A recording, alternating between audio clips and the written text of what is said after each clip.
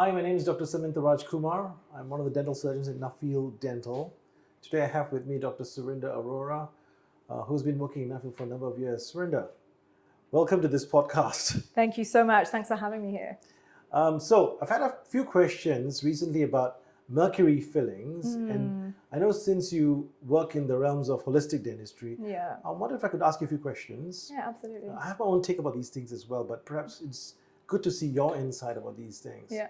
So recently it came on the newspapers about this business of mercury fillings that they have to be phased out by 2023, 2024. What does this actually mean for our patients? Yeah, absolutely. So by 2034, there was recently the Minamata Convention, which was over in Geneva, and there has been a global request to phase down mercury. And the reason for this is kind of three-pronged, mainly actually environmental, but also our patients have this material in their mouths all of the time.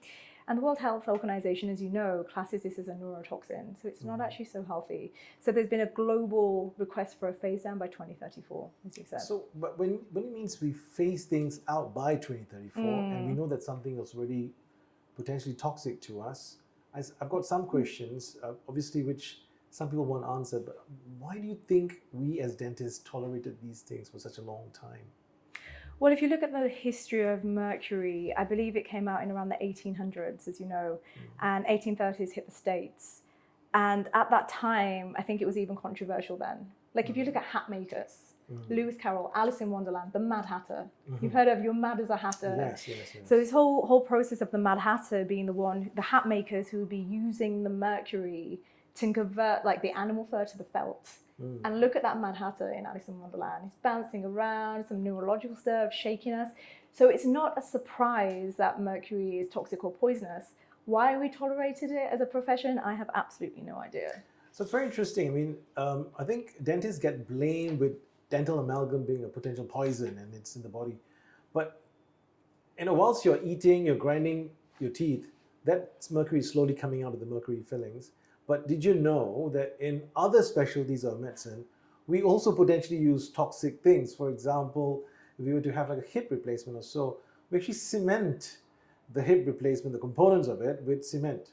And such cement, the term we use is polymethyl methacrylate, that also can be potentially toxic to the human body. The thing is, I guess, for some people, the body can accept it. Especially for a certain percentage of the population, they can't.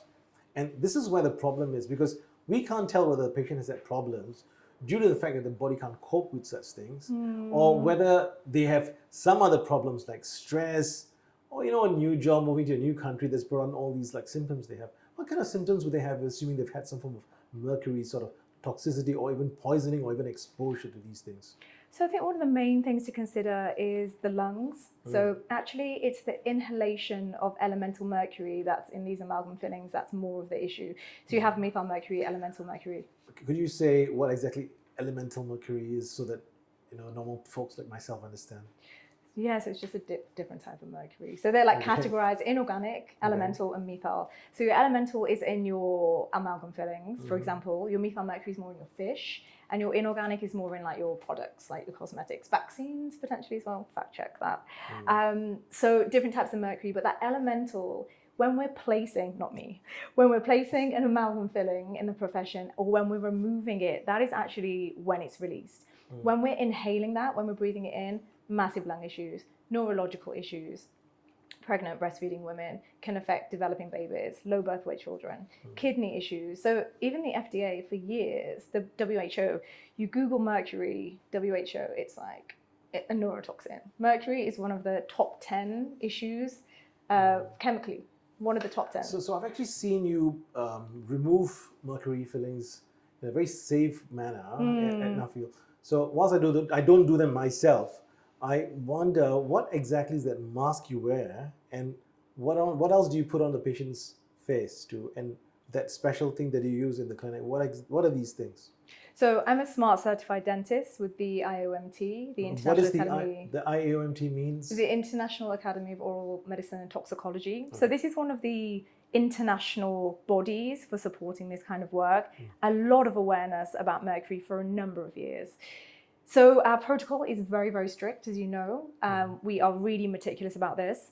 I, for one, am completely draped mask because as soon as I drill into that filling, we're going to get vapor release. What kind of a mask is this? This is a 3M specialized mask for heavy metals. There are special filters on that mask, so I am not inhaling. I also supplement as well every time I do a release. With regard to patients, is that just carbon? No. What do you take? Spirulina? No, I have a little protocol for myself. I work with functional doctors just for myself because it is an occupational hazard. So not only for the nurses, for the dentists as well, and for the patients, we have to give them an outside source of oxygen. They are totally draped and protected. We have extra high filtration systems right by their face to get all of that vapor out. We have a air kind of evacuation system for the room as well. Yes, we do. So incredibly specific protocols to keep everybody in the space safe. And the cleanup operation is quite something. I'm sure you may have seen this happen. Well, I've seen the bills for the cleanup. I understand. It's actually... So is it safe for a patient to keep the current amalgam fillings? So I think it depends. Clinically speaking, if something is cracked, if it's fractured, if there's an infection or something going on, dental caries more so, yes, indication for removal. But there are a specific group of patients that are like, I've had blood test work done and I have elevated mercury levels. I need to get this out of my mouth. And then it's important to find somebody who can do this properly. Because if it is done not safely, with no rubber dam, so this isolation barrier inside the mouth, none of this, it can be very detrimental for the system. To be honest, when I started Nuffield in 2014, August, I was asked by plenty of suppliers, said, you should be buying dental amalgam. And I went like, that's poison. And they went like, no, doctor, it's not poison. It's the best restorative material there is in dentistry. And I think it's a very good material because it's easy to carve and it's very easy to compact. But what they were describing is the properties of amalgam to make it easier to do a filling. They were not talking about the actual mercury in the in the mercury filling materials that we used to buy and put in. You see, similarly, we have the same problem with composites. Composites are white fillings that we put into patients. And there will be a problem at some point about certain composites having things that are not good for our own health. And I think you also use another composite that is, and especially for patients who've had amalgam fillings, you change it to a particular composite or white filling that does not have certain things. Right? Yes, absolutely. What are those things that you try to, when you choose a restorative material for such patients, what do you look for and what material do you use? So there are two main materials. There are dental composites and dental ceramics.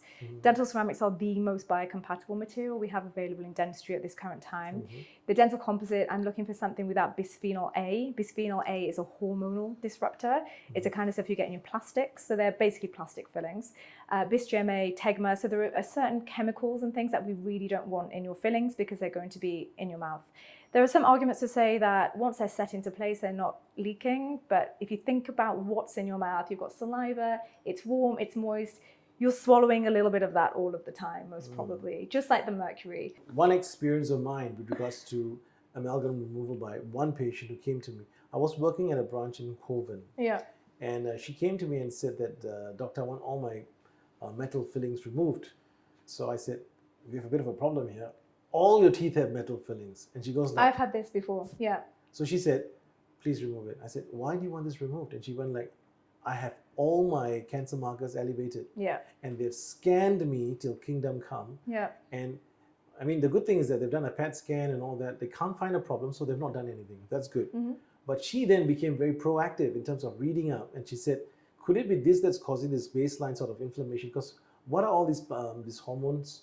These cancer markers, they are hormones and stuff like that, which cause, if they're randomly elevated, the problem is if something is causing it, we want to try and remove that part. And sometimes the body responds favorably.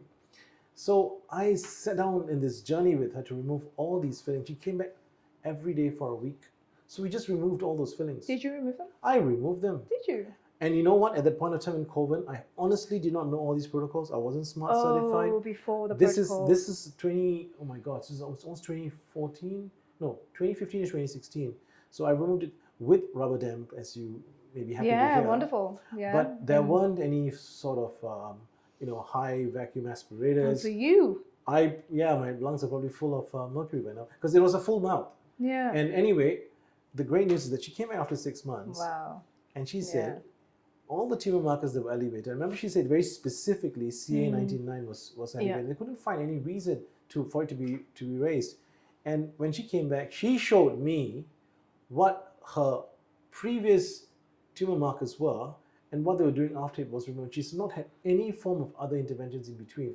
I mean, obviously, I was very surprised, and I wasn't going to just jump into, telling the whole world that this is obviously something that every patient should do. Because look, it's only n=1. It's only one patient in my hands. But I'm sure you've heard such stories as well. Is there anything you might want to share with such patients? I've had so many stories like this. So I always say that when we're removing these kind of fillings, we can't promise anything. We don't know how the body's going to respond. There are also your detox pathways. And something really important is that you need to be prepared to have this taken out. It's not just like you come in one day and have it done. We do need to do blood sometimes and certain checks and supplementation beforehand. But I've had many patients that have come in with like lung issues, cancer, similar things, and been like, wow, I had this done. And now a few months later, look at my markers, or I'm feeling like this, or even in the moment, wow, like I feel lighter. Some of my more energetic patients, like yoga teachers and things, like I feel different because it's heavy. It's heavy in the system and in the body. So yeah, I hear these stories all the time, and it's just makes my job so much worthwhile, like hearing these kind of things and the difference you can make for people. So, okay, fine. So are mercury fillings connected to brain fog, tiredness, or lethargy?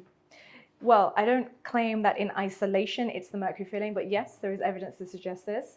I believe that the kind of the mercuric ions that cross the blood-brain barrier and get into the brain, and this can cause these kind of things, and it's very slow to detox from this.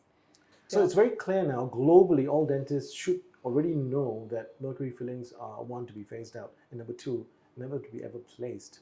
But the question, of course, is it's a huge burden, of course, to the dentists internationally, because it's a lot of fillings to be changed. What advice would you give to the patients then for safe removal? Do they need to prepare themselves beforehand? Do they need to take activated charcoal? What do they do?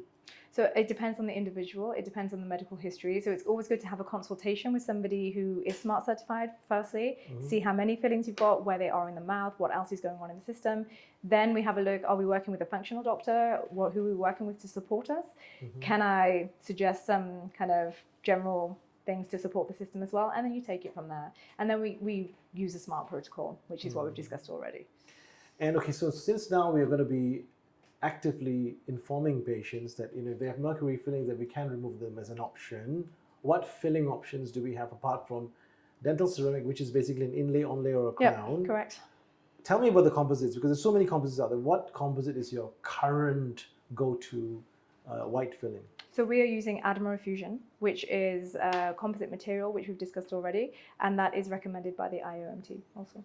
So this particular composite that you use, it's called by a company called Voco, and it's named Adamara Fusion. Is it something which is aesthetic in terms of use for the front teeth, for example? I don't think you have mercury in the front teeth, perhaps at the back. No. Yes. But is it something which you think it's easy to use and manageable, and it gives you the same sort of handling properties of other composites? Yeah, absolutely. It's a brilliant material, slightly different to manage, but you can get really great aesthetic results as well. Okay. So the concern I had, of course, is if assuming a dentist is watching this podcast, in whatever form, TikTok or otherwise, would they obviously look to Adamara Fusion, because it's available in Singapore, obviously, and it's probably the go-to option of getting a restorative material to replace amalgam fillings. Are there any other materials around in Singapore? Okay, so I would just add that each patient is different, and sometimes Adamara Fusion is not suitable for them. So I do have specific testing procedures for that. So yeah, but Adamara Fusion is the best material that we have available here. That's great. Which material do you think is the most expensive? Be a ceramic. So it would be a ceramic, which means we would have to make an inlay preparation or a crown preparation or an onlay. So these things obviously are expensive because it costs almost the same as a crown, don't they? Yeah, absolutely. We have to prepare and shape the tooth. They're quite technique sensitive as well. We take a little mold or a scanner and then we send them to the lab, and then they're cemented into the tooth thereafter. I've had this thing with some of our patients. Some of our patients will say to me, "Hey doc, I've had this metal filling done. It's extremely strong." Yeah. And what the dentist has done is burnished it so it's really, really nice and smooth. But over the years, there are lots of leakages around it. Yeah. So the question they have is that this is obviously strong as metal versus me putting a white filling on. So they ask me, what is the best choice if they have a cavity at the back? But most of the amalgam fillings were cavities for the back, which means that if it's a very large filling, my way of handling it would be if it's larger than 1/3 of the distance of the buccal cusps, which is something very difficult to describe to you. But if it's a large filling to be done, I would typically do an inlay and onlay versus doing a filling. A filling would be for smaller things, wouldn't it? Absolutely, yeah. So case by case depending on the size, for sure. Do you think now that since the amalgam factories around the world obviously will have to start closing down, of course, tons of stock available in probably even the developing countries, how will this phase out affect dental treatment prices? So I think there's absolutely going to be a shift in that to a degree.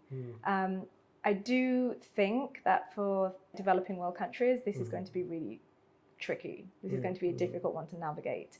And I would add that, you know, for the smart protocol, if you're doing these kind of protocols, they cost, you know, if we're doing things safely. So there are several considerations around that. Yeah. So I'm not going to ask you the specific cost of removing one amalgam filling because it's a bit silly, right? Because I understand it's probably easier for you to remove 3 or 4 at the same time versus removing one. However, you probably come around and say if that one filling is huge, it takes as much time to fill up, I guess. Yeah, and even to remove sometimes, and sometimes if they're really deep, then there are certain things that we do within the removal itself as well. Okay, so I guess the only way to really find out is for a patient to come and book in and come to see you. So another question. So there's an awareness within the dental, dentists and hygienists and oral health therapists, I guess.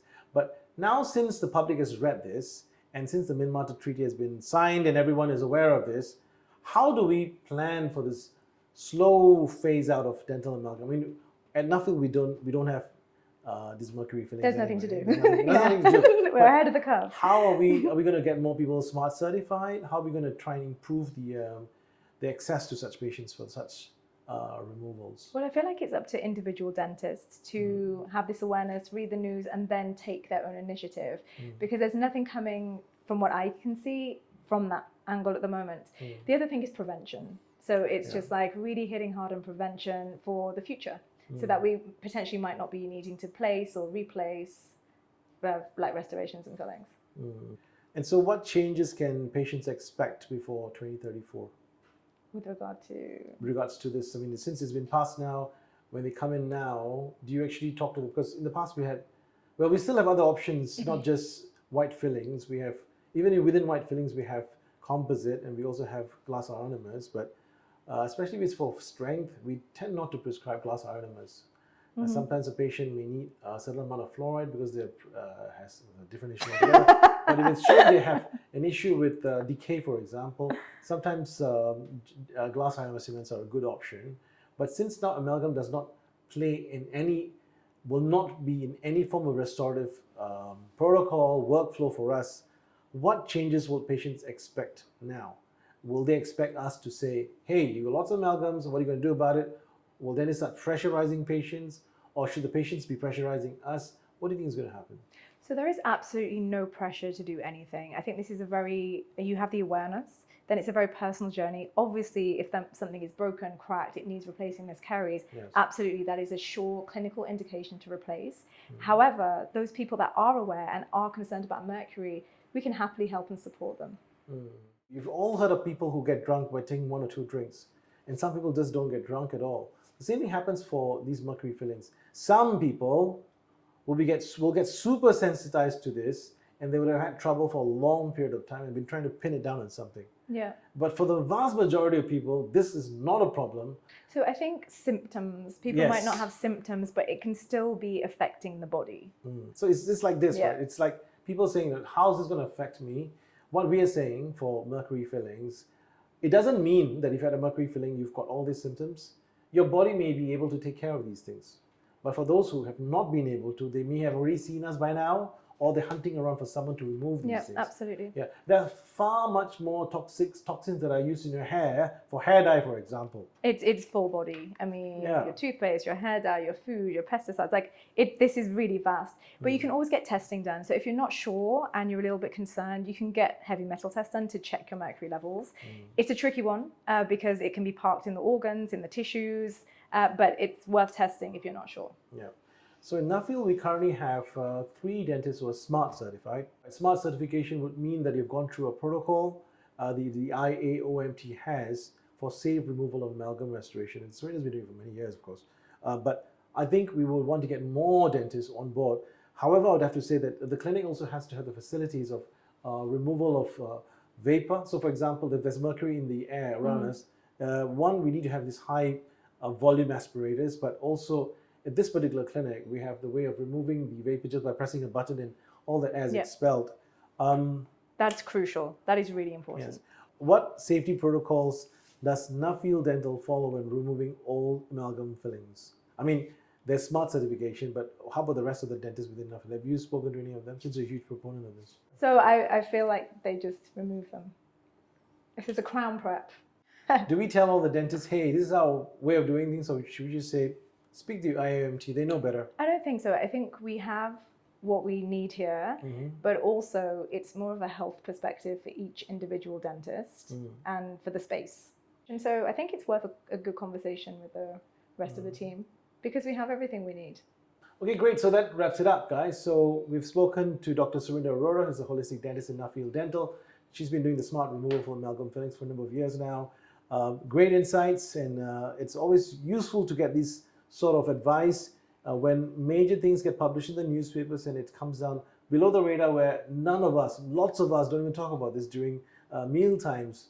This banter is required, guys. You need to speak and ask friends what you think, what they're doing. And some people don't read these things, but they may have had problems. They may have led to them feeling tired or having brain fog or tiredness or lethargy. Thank you, Dr. Surinder. We look forward to more future podcasts like this. And is there anything you'd like to say? No, that was wonderful. Thank you for having me. Thank you. Please feel free to write any comments below, and we look forward to answering them for you.